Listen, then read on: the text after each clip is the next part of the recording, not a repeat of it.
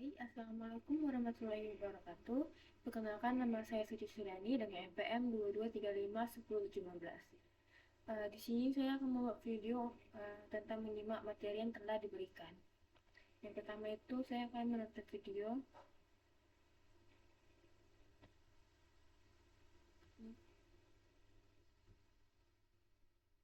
Oke, kali ini kita akan membahas tentang React Native. Nah, di sini untuk memulai mempelajari React Native, saya menyarankan teman-teman bisa menggoogling ya roadmap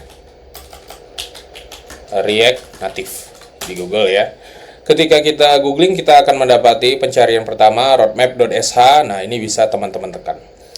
Roadmap ini adalah panduan yang dapat teman-teman gunakan ketika akan menguasai sesuatu, ya. Terutama di sini adalah React Native topik yang dibahas di sini. Di mana di sini ada bagian introduction, ada detail dari introduction itu apa saja, lalu kemudian learn the prerequisite, environment setup, development workflow, core components, write platform specific code, styling, networking, dan selanjutnya. Ya, dimana tiap-tiap item yang ada di sini, ya, teman-teman bisa tekan. Di sini introduction, pengertian pengantarnya. Nah, dimana di sini kita tahu, ya, dijelaskan bahwa React Native adalah open source framework yang didevelop oleh Facebook, ya. Nah, lalu kemudian di sini kita bisa melihat tiap bagian, what is React Native, why use, ya.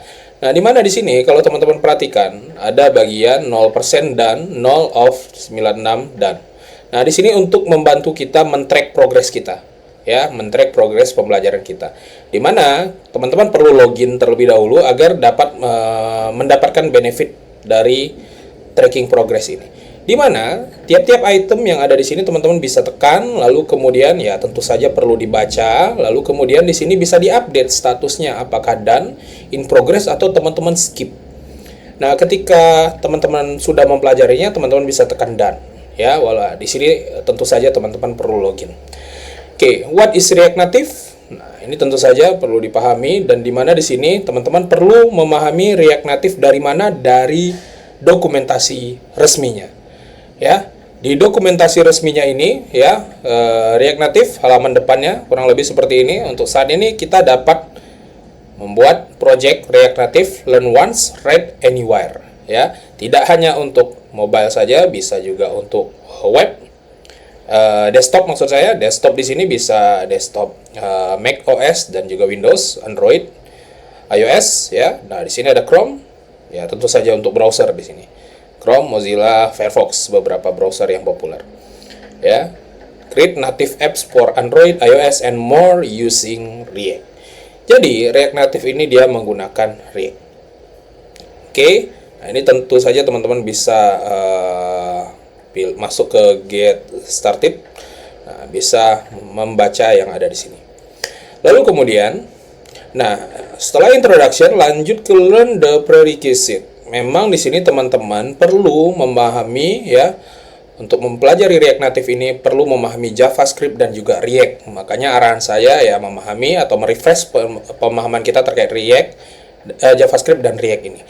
Dimana di sini juga ada JavaScript roadmap. Nah, bagi teman-teman yang tertarik mendalami bahasa pemrograman, contohnya di sini adalah JavaScript, teman-teman dapat mengeksplor yang ada di sini. Sekali lagi, ya, saya harap teman-teman ketika lulus minimal ada satu bahasa pemrograman yang teman-teman kuasai. Ya, nah, teman-teman bisa belajar dan dipandu lewat web ini. Misalkan di sini introduction to JavaScript, terkait variabel, data type, typecasting, data structure, equality comparison, loops, dan lain-lain. Ya. Nah, ini sebenarnya tidak hanya JavaScript, ya. Teman-teman bisa klik bagian ini, ya, atau bagian home ini, teman-teman bisa melihat roadmap berdasarkan role base. Nah, ini role base pekerjaan, ya. Ada front end, back end, DevOps, full stack, dan lain-lain, dan juga berdasarkan skill base. Skill base di sini ada React, ya. Ya, kemudian ada Vue, ada JavaScript juga. Nah, kalau teman-teman ingin mempelajari Python juga bisa, silahkan. SQL ada di sini. Misalkan Python. Nah, di sini adalah roadmap yang sangat baik sekali. Sekali lagi, saya menyarankan menggunakan fitur tracking ini, track progress ini. Oke. Nah, kita kembali ke React Native tadi. Nah, kalau misalkan dirasa terlalu banyak, teman-teman agak bingung mencari React Native di mana, tinggal di googling seperti tadi, atau di sini bisa ditulis React Native, ya, bisa ditulis React Native. Tadi udah ketemu ya di sini. Oke, kembali ke React Native.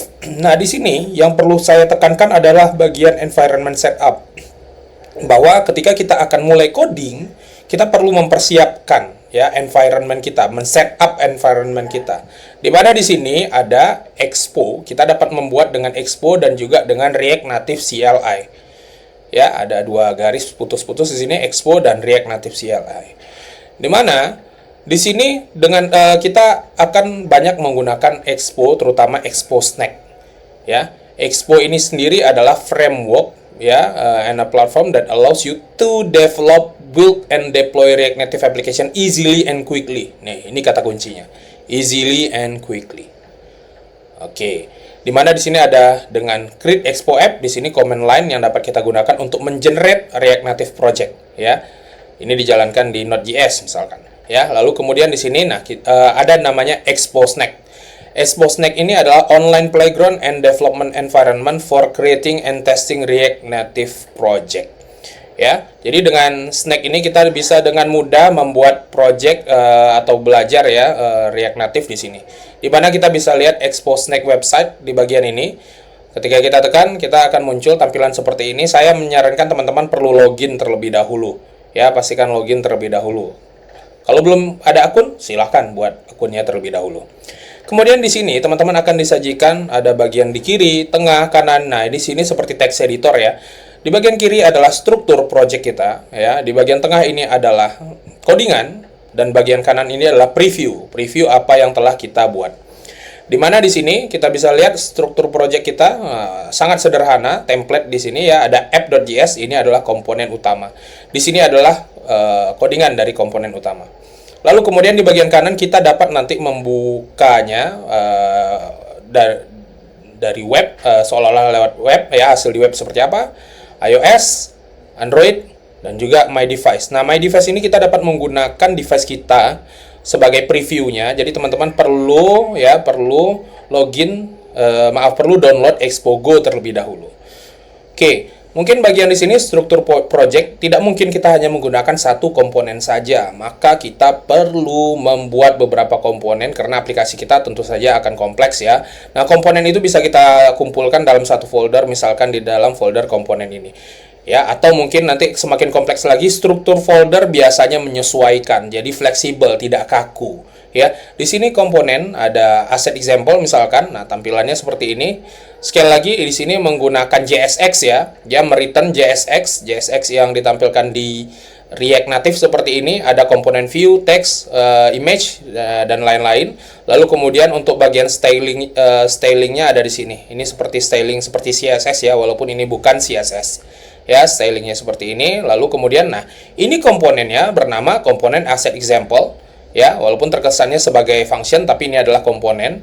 Jadi asset example ini akan digunakan di app. Nah, ini contoh sederhananya seperti ini ya. Nah, jadi caranya adalah mengimpor asset example dari mana? Dari sini. Oke, kemudian ditampilkan di sini. Nah, ini kalau kita hilangkan maka, nah, misalkan kita tampilkan yang paling cepat itu di web ya, karena kalau untuk Android kita perlu mengantri. Nah, kita perlu tekan terlebih dahulu loading. Nah, tapi boleh kita coba di sini biar kita bisa melihat. Jadi biasanya, nah di sini langsung muncul.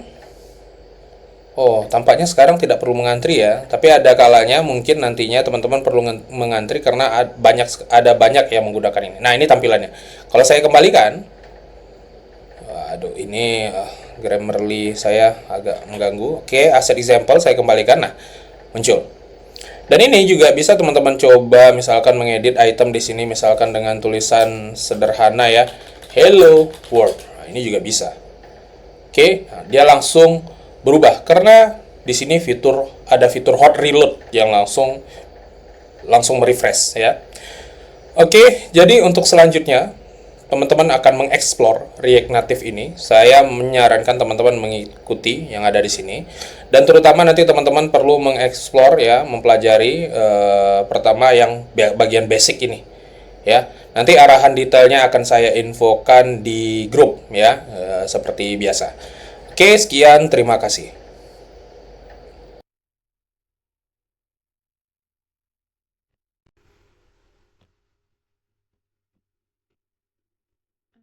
Setelah saya menonton video yang teman-teman berikan, di sini ada beberapa link lagi, yaitu terdapat introduction, core component and native component, React fundamental, handling test input using a scroll view, using list view, troubleshooting platform specific code, dan more research. Nah, pertama sini saya akan membahas tentang introduction.